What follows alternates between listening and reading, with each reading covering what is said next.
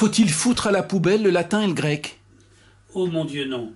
Par exemple, j'ai toujours adoré le grec et je n'aimais pas le latin. Est-ce que c'était trop lié à l'Église catholique ou au missel ou à cette idée des textes religieux, etc. Je n'aime pas cette langue. Mais je crois qu'il y a une autre raison. Pour moi, le grec, d'abord, j'adorais l'écriture grecque. Je trouve cette écriture magnifique. Et puis pour moi, la Grèce est liée à l'idée de Méditerranée, de soleil, de culture qui est à l'extérieur. Les philosophes marchent dans des jardins. C'est pas une culture de couvent et de prison. Et le latin, pour moi, évoque quelque chose de sombre, de triste. J'ai jamais eu envie, je suis comme Freud, j'ai jamais eu envie d'aller à Rome. Jamais. C'est toi qui en reviens. Et donc, la culture latine m'a paru toujours être la vulgarisation lourde et militaire d'une culture plus fine, antérieure, qui était la culture grecque. Et donc, j'adore le grec. Et puis, je m'aperçois tous les jours, maintenant, j'ai tout oublié du grec. J'étais assez bon en grec, puisque pour entrer à la rue d'Ulm, il fallait faire ce qu'on appelait son petit latin et son petit grec tous les jours. C'est un entraînement digne de ma fille Clara avec son violon. Et on devait être capable de lire une page, par exemple, de l'Iliade, sans dictionnaire, et ensuite de l'expliquer en français comme une page de littérature française. Et j'avais eu, je crois, 17 sur 20 à l'oral c'est ma meilleure note, à l'oral de la rue d'Ulm, avec Flasselière, qui était le grand helléniste de l'époque. Et donc j'en étais assez fier, parce que j'adorais le grec, et il ne m'en reste rien.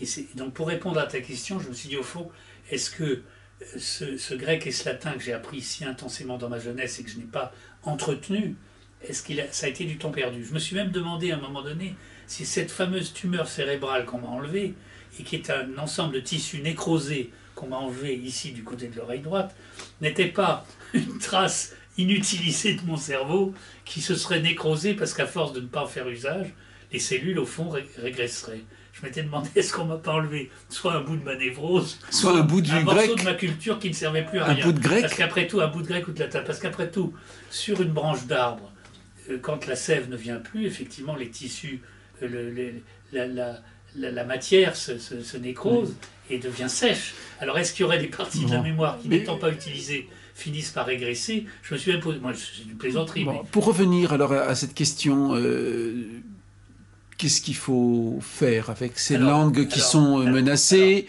qui risquent de disparaître, qu'on considère comme... D'abord, il faut distinguer la maîtrise de la langue de la culture qui va avec. Par exemple, pour ce qui est du grec, je m'aperçois tous les jours de la chance que j'ai eue d'avoir fait du grec pour simplement maîtriser l'étymologie des mots rares et des mots scientifiques. Et ça permet d'expliquer tellement de choses. Et donc c'est une base de la culture et de la maîtrise de la langue française, et donc de l'intelligence et de la culture. Et la culture qui va avec, ce qui n'est pas la même chose que l'étymologie et la maîtrise de la langue, la culture qui va avec, c'est évidemment la connaissance de l'Antiquité, les philosophes grecs, une certaine approche de la mythologie, même si c'est parfois ennuyeux parce que ça a été trop ressassé dans la poésie, etc. C'était devenu impensif, que détestait Jean Dubuffet, par exemple. Mais cette culture, évidemment, on ne peut pas s'en passer, et si on devait complètement l'enlever des études et du cursus, il manquerait quelque chose d'essentiel, les bases, donc les anciens, notre origine occidentale. Et donc il faudrait peut-être, et ça a souvent été évoqué, soit enseigner les textes anciens dans une version française moderne. On l'a toujours fait. On l'a toujours fait. Donc, mais pas forcément en apprenant le grec et le latin. Donc, c'est pas utile de pouvoir s'entraîner au maniement de ces langues sans que ce soit obligatoire. Mais à ce moment-là, on est obligé, si on est objectif. Si j'avais le temps de refaire ma vie, je dirais que peut-être je choisirais d'apprendre l'arabe ou d'apprendre l'hébreu pour pouvoir lire la Genèse, ou bien d'apprendre le chinois ou le japonais. Donc à ce moment-là, tout apprentissage d'une langue difficile et complexe, c'est l'apprentissage, c'est ce que dit Hegel, c'est ce que disent tous les grands linguistes, c'est l'apprentissage d'un autre formatage au monde, d'une autre approche du monde. Et ça, je suis très fasciné, moi, par la sémantique et la sémantique comparée. J'expliquais toujours à mes élèves que quand j'ai fait de l'allemand à l'école, que quand on est dans un pays dont la culture, en particulier la poésie, dit la soleil, die Sonne, et der Mond, le lune, on n'est pas dans le même espace imaginaire que dans le monde latin. La soleil, c'est une source de chaleur, donc c'est l'énergie vitale. Le lune, c'est un chasseur solitaire un peu dangereux la nuit, c'est toute la mythologie scandinave, ça n'est pas le même monde.